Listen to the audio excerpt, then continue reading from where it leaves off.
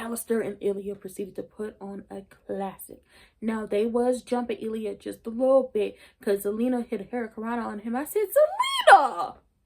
Well, I know you could do this, but Zelina, come on now. Come on.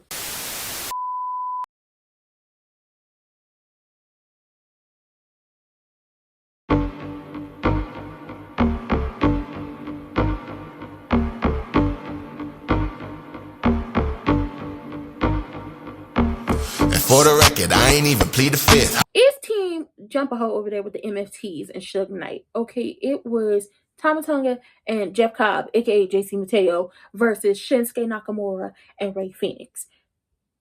And I like the fact that we are able to watch Ray sped it up a little bit, but it's good to see him be able to work like a slower match, a more deliberate, a more technical match from what I got from the tag team match. So they out there doing the damn thing. But it's Team Jump Ho, because it's looking like Shinsuke and Ray was going to get the match.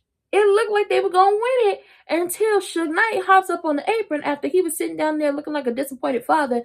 Every time Shinsuke and Ray got a one up on the MFTs, he was sitting down there looking like a disappointed father, like, I did not come out here for this. I did not come out here for this.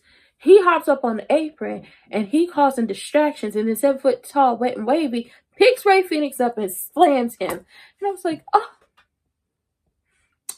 my poor Shayla's. It's just gonna happen. But it's good to see Tama Tonga back in the ring. And at some point, by the time we got backstage, Tama called himself threatened Fraxium. He did. Shh. And then yeah himself up out the picture. And they're like, what the hell is going on? I want to know what the hell is going on. Fraxium and DIY still going back and forth. When are we going to get this match? We were supposed to get this match tonight and did not get it. What the hell y'all got going on over there? Something is wrong. Something's happening over there. Child. Now, Fraxium was backstage and they had a run-in with Ilya, and they wanted to know when will they get them an opportunity at the U.S. Championship. And he was like, listen, the U.S. Open Challenge is for everybody. Okay, everybody can get an opportunity, even tag teams. Mind you, Ilya had just come from his match with Alistair, and let me tell you something. Before we even got to the match with Alistair, Strawberry Shortcake was back there hyping Ilya up. The reason why Strawberry Shortcake wasn't in the tag team match is because they said he was not cleared to wrestle. But he was cleared to be back there with his half up, half down, looking like a bad bitch. Okay, he was there for that. But he was hyping Ilya up. He was like, John Cena started the Open Challenge. I continue it. You go by, and I hope you continue it. You got to go out there. You got to leave it all in the ring. You got to go out there and be prepared for war. You got to do this. Are you ready? He hyped him up. Ilya was like, I'm going to go out there and I'm going to do it. And went out there and did it. He did. First of all, the people welcomed him back, told him, you deserve it, congratulated him. It was beautiful.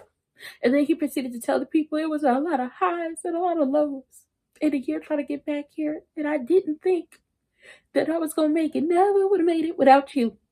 But ain't no hoe in my blood. Know that. And my obsession is everything. And I'm going to use my obsession during these Open Challenge matches to let the people know what's up. Okay? So friends, enemies, whoever want it, they can get it. Out come Alistair and Zelina. Zelina is moving in this entrance like a snake with a mix of a caution. I loved it all. And Alistair and Ilya proceeded to put on a classic. Now, they was jumping Ilya just a little bit because Zelina hit a hurricanrana on him. I said, Zelina! Well, I know you could do this, but Zelina, come on now. Come on. Don't do that. Man, that match had me on the edge of my seat. I was so scared about what was going to happen and what wasn't going to happen. I was like, don't have him become champion just to take it off of him the next week. Like, what are we doing? They over there beating the hell out of each other. Zelina gets sent to the back because the ref see her grab Ilya's foot. But Alistair and Ilya still fighting. Out comes Damien. Damien's back. It's been 2 weeks since he caught a fireball to the eye. We throwing fire. Everybody got to get got at this point. It causes a distraction. Ilya gets the win. He did it. He did his big one. It caused a distraction. Ilya gets the win. He did it. He did his big one. We love to see it. We do. Damien proceeds to beat down on Alistair until Zelina comes back and starts digging her fingers into the affected area where he caught that fireball, and she get her husband away. She was like, not today, you won't. Not my husband. Not my man. Mess. Bailey called out Lottie and Lex and basically said, if y'all was real champions, y'all would show up on Monday and get the fighting with us. That's if y'all real champions. That's if y'all really about that life. And Lottie and Lex said, child, we'll show up on Monday. We're going to have to teach her and Lyra a lesson. They're obviously never on the same page. And then Naya comes in. Naya's back. And Naya's like, Naya's been real cynical. That's what I'll say. Naya's been real cynical. And Charlotte is like, I used to be like you. I used to be like you until I started, forming healthy relationships built on trust with people. And Naya was like, so you don't trust her? You won't trust her. Somebody who's going to hug you with one arm and stab you in the back with the other, you can't trust her. And Lex basically told her, if you want the old me, we can run it. It's whatever. I'll introduce her back to you. So they got a match next week. Pure foolishness, pure mess. But Carmelo said to The Miz, as he had an interview with Kathy, you are a future Hall of Famer, so I'm not going to dog you. That would be low-hanging fruit. You did teach me a lot, so I'm not going to do that. The reason why he had to beat his ass out the building last week is because you put your hands on me, and I don't tolerate disrespect, which you got to respect. And he said, listen, we're going to call it even. We're going to call it spade a spade. You put your hands on me, I put my hands on you. We even. Revenge is a double-edged sword, and neither one of us is going to get out of there unscathed. So, you do you. I'm going to do me. We're going to go our separate ways, and I'm going to go for what I want, what I need, what I set out to do here, and let's go for the gold. And as he is saying all this, here comes Kit. And obviously, Kit didn't learn from last time he was talking about toxic masculinity and got put through a wall by Damien. Carmelo, you might want to call Damien and ask him where is a good wall to put Kit through again, because he didn't learn. He did not learn. Speaking of people who didn't learn, Chelsea, you got to stop trying to get people to be a part of the green regime. Nobody wants to do a merger. Nobody wants to join right now. You might get some people who want to join later. But right now, you got to read the room. As in, Julia is not going to do a merger, and Miss Heavy Purse is definitely not going to let it happen. And then she called you a discount diva. I feel like you should be upset about that. She called you a diva, but she called you discount. That's rude. Tiffany and Kiana go out there, and I was like, oh, okay. Why don't we see more of the girls on SmackDown wrestling? We need more. We need more than just one match. We want more of the women wrestling. Let's make that happen, because I actually enjoyed the match. Now, Kiana did lose that match, and her and Julia did what they always do, got the beating down on the opponent, and out comes Jade.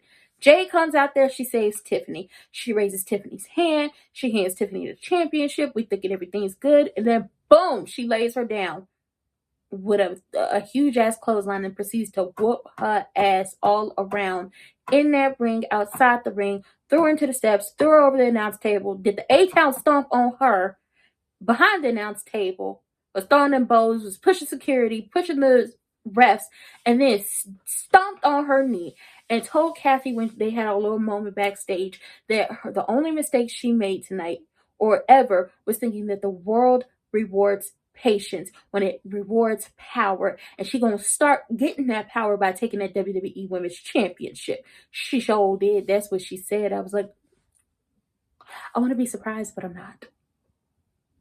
I want to be surprised, but I'm not.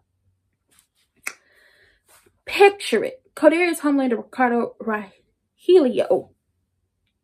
Jontavius Rhodes tells you need to go for yours, and that you gotta watch out for yourself. He understands having a brother you fighting with, and in the business and everything, but you gotta go for yours. And that he was gonna go out there and handle the situation to avenge your cousin. And he goes out there and he's talking to the man that everybody think attacked your cousin.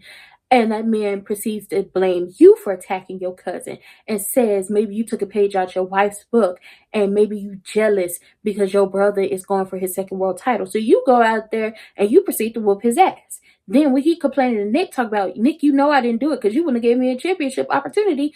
You throw him into the cases. You throw him into a bunch of boxes in slabs, and boom, boom, body shots. I knew Big James used to whoop ass back in the day. Y'all ain't got to tell me. He stayed whooping ass back in the day. Then you get a match with that man because you said you want to fight. With the week you had, you need to whoop you some ass. And whoop you some ass you was doing in that match. But see, they haters. They can't never let you be great. They can't never let you win. You was whooping ass. You Samoan dropped that man through a table. Stop playing with us.